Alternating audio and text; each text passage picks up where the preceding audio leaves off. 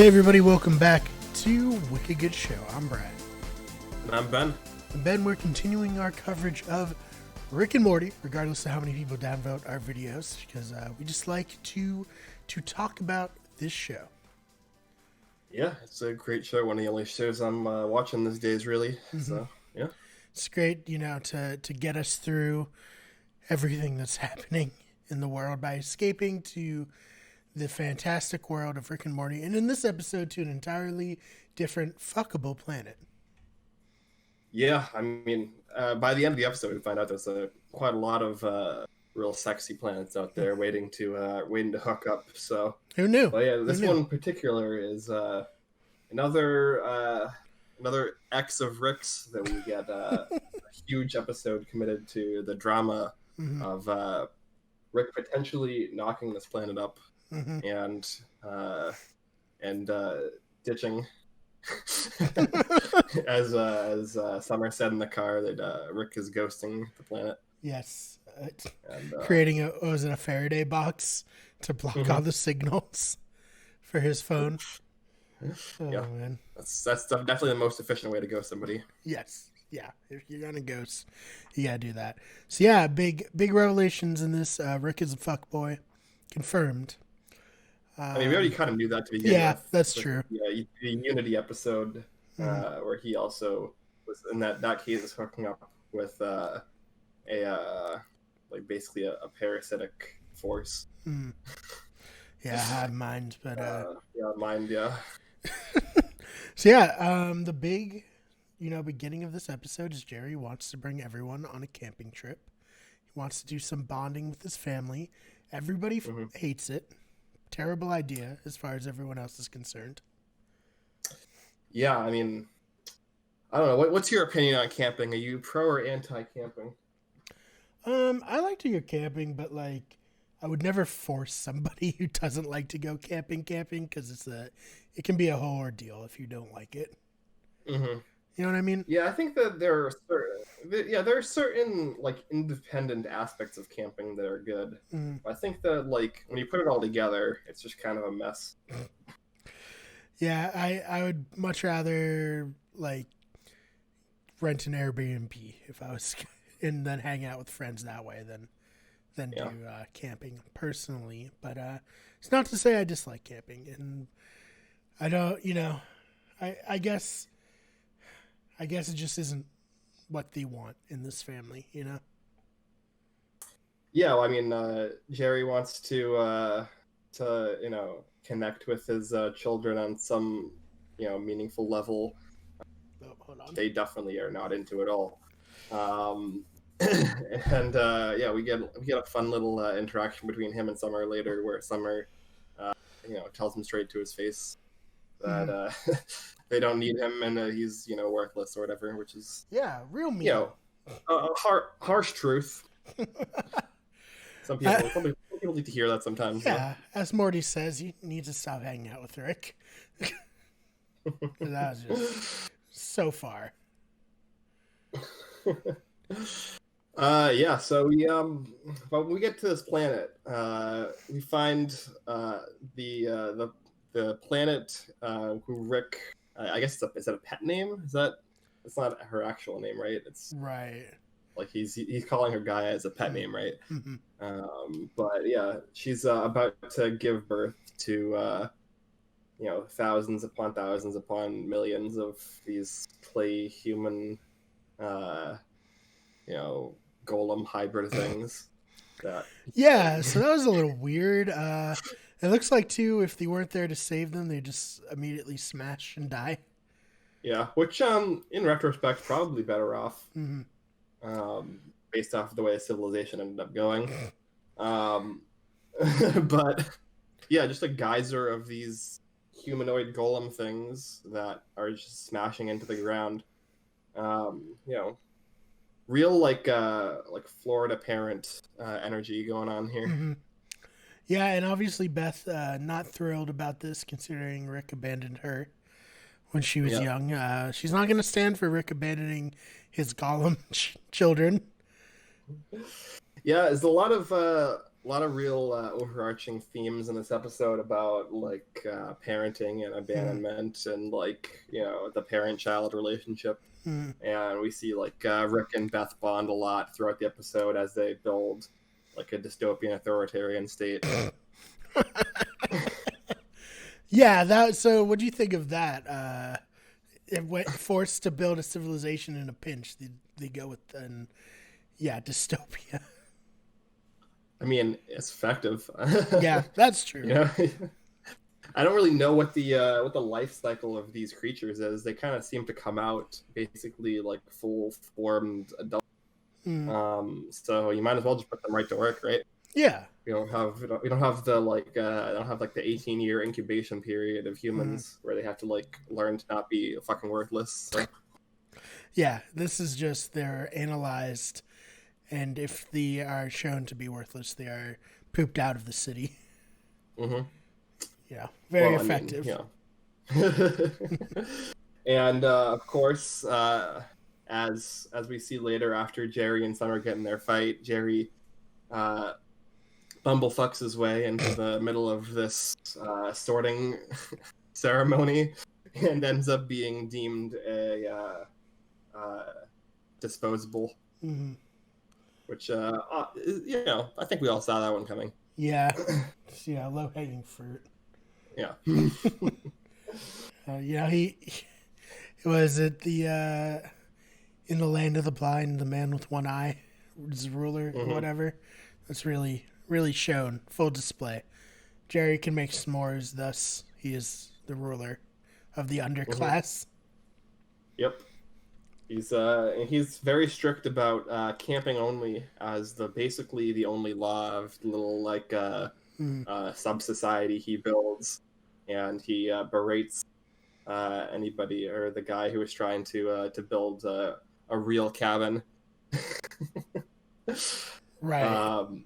And I mean, it's just a very ridiculous scene. Like we haven't got a lot of Jerry or Beth in the second half of this season so far. It's been very Rick and Morty heavy. This is really the first episode where we get like a full family episode.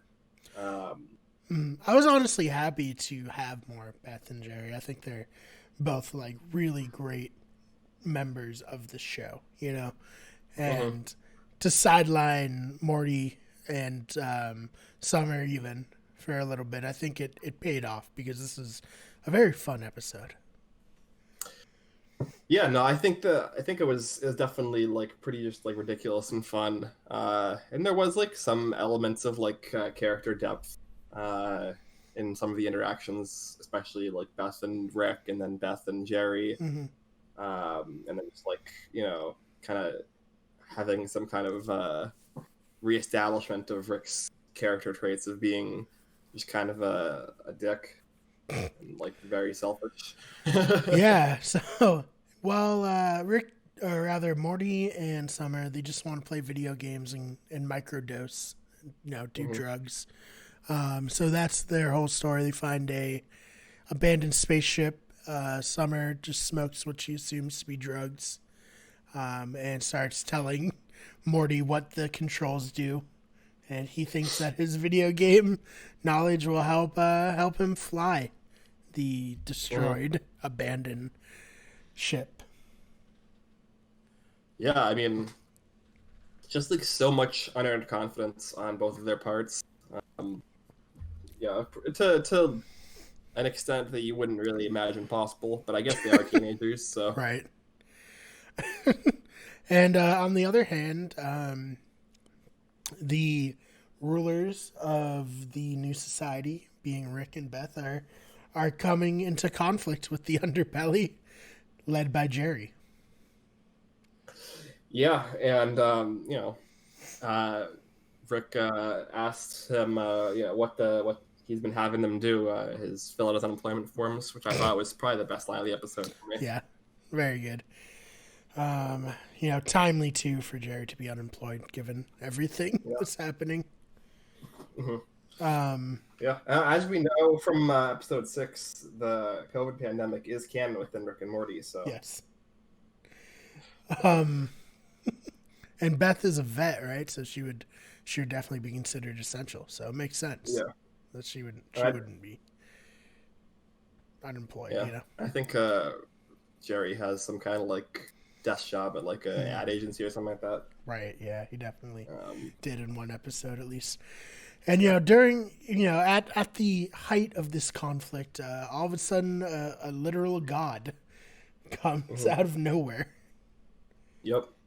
A a Zeus. And he is not happy at all that his children are being raised without faith. Yeah. And Rick, he didn't want to Is, raise the children, but now that he is, he's in it.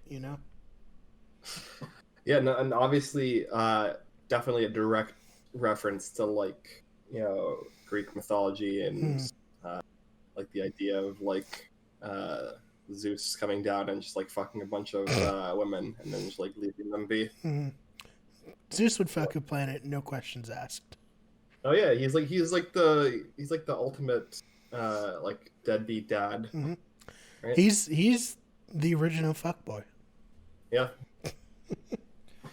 So it makes sense Pretty that sure, him and Rick would be on the same, trajectory here. Yeah, no, I think that I think the situation actually listed him as his idol. Oh boy, there's some layers to that. Yeah. So yeah, naturally, Rick and Zeus get into a fist fight.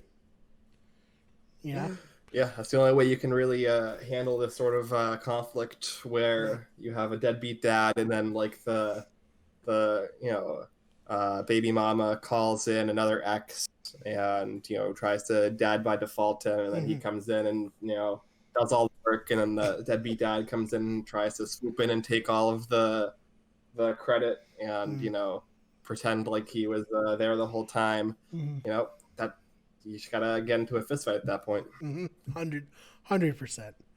So Rick is getting his shit kicked in basically by Zeus because Rick has the powers of a god, but he's not an actual god. Yeah, no, I mean, definitely good to remind everyone that he is just kind of like an older man, so he's a grandpa. So he's probably what, like, in his late 60s, early 70s, so probably not not the most agile. Well, he's pretty agile for his age, but he's still not, he's not beat up a god agile. Right. It all comes around when Morty and Summers smash into the Zeus's head and kill him with their out of control ship because they thought they were going to be able to fly it. Yeah, no, I'm also very glad too that even when Rick is on the verge of getting his body smushed by a literal god, that he's still passive aggressively correcting his semantics. No, it's good. I mean, it's Rick right to the end. And even being a classic grandfather reinforcing bad habits by being like, yeah, what you did was good. You saved me. Yeah, drugs and video games are great. Yeah. I really enjoyed the, Jesus Christ, Summer, have you been smoking that? You've been smoking brake fluid. He takes a hit. Yeah, of course. Yeah. Oh, man. And yeah, back on the ground, Jerry saves Beth.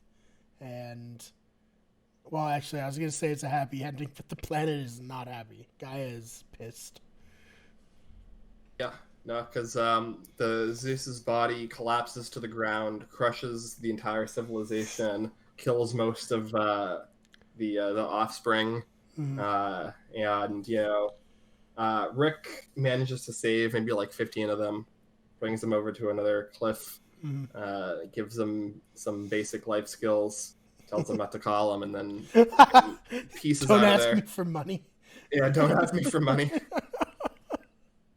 I liked that he saved something because he didn't deserve to die. They were just caught in the middle of all this. No, yeah, they were definitely innocent bystanders for sure. I mean, they were most of them were basically like a day old, like they're Right. babies. Right. I also enjoyed when Beth is leaving. She's like, will she train them to come after us? He's like, oh, definitely, but I left a tracker in their ship. If they come anywhere near me, I'm blowing them up. So it's good thing that Rick, went soft through all this, right? I mean, you got to do what you got to do at that point, right? Fatherhood didn't change him. I mean, this is all a guy's fault to begin with, anyways, from my perspective. Right. Yeah. Rick. Calling somebody else to come and deal with the situation. It's, not cool. Not cool, Gaia. Not cool. So, yeah, I guess, what did we think of this episode as a whole?